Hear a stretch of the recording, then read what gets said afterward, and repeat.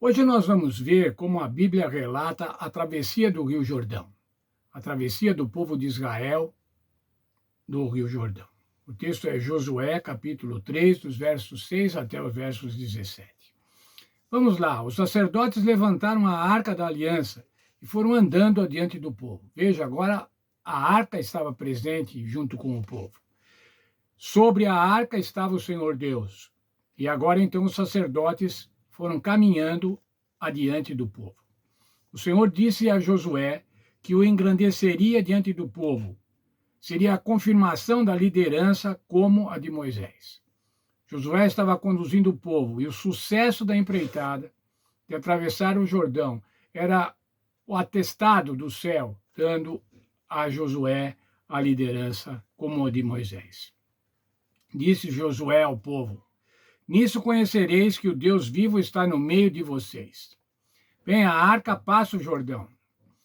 Ainda 12 homens das 12 tribos de Israel recolheram 12 pedras do leito do rio, uma pedra para cada tribo, para edificar um memorial, uma coluna memorial.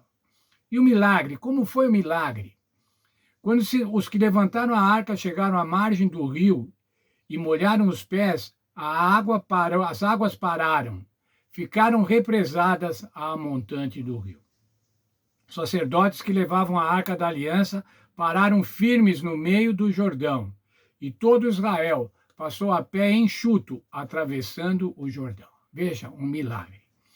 A travessia do Rio Jordão é descrita em Josué 3,5 pela palavra maravilhas ou milagres, e geralmente se refere aos atos poderosos e sobrenaturais de Deus e que mostram que ele está acima de todas as criaturas.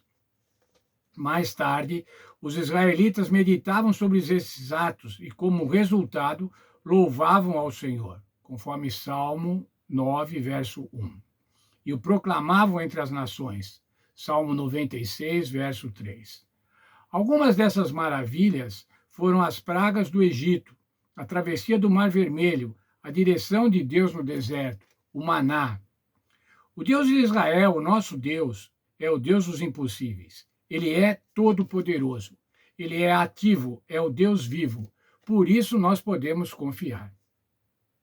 Os autores bíblicos sabiam e testemunharam o fato de que o Deus que criou o mundo não é limitado pela sua criação. Para ele, nada é demasiadamente difícil, conforme Jeremias 32, verso 17. Literalmente, nada é maravilhoso demais. Seu nome e sua natureza são maravilhosos, pois ele está além da nossa compreensão. Vamos ver o testemunho de outro profeta, o profeta Zacarias, no capítulo 8, dos versos 6 a 8.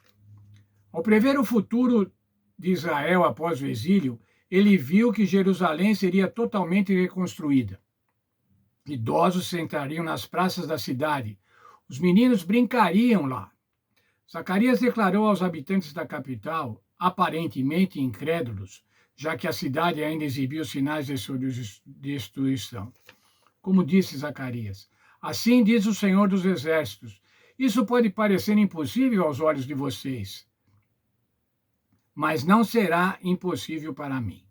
Outra versão deste mesmo verso diz assim: para mim isso é muito simples, diz o Senhor dos Exércitos.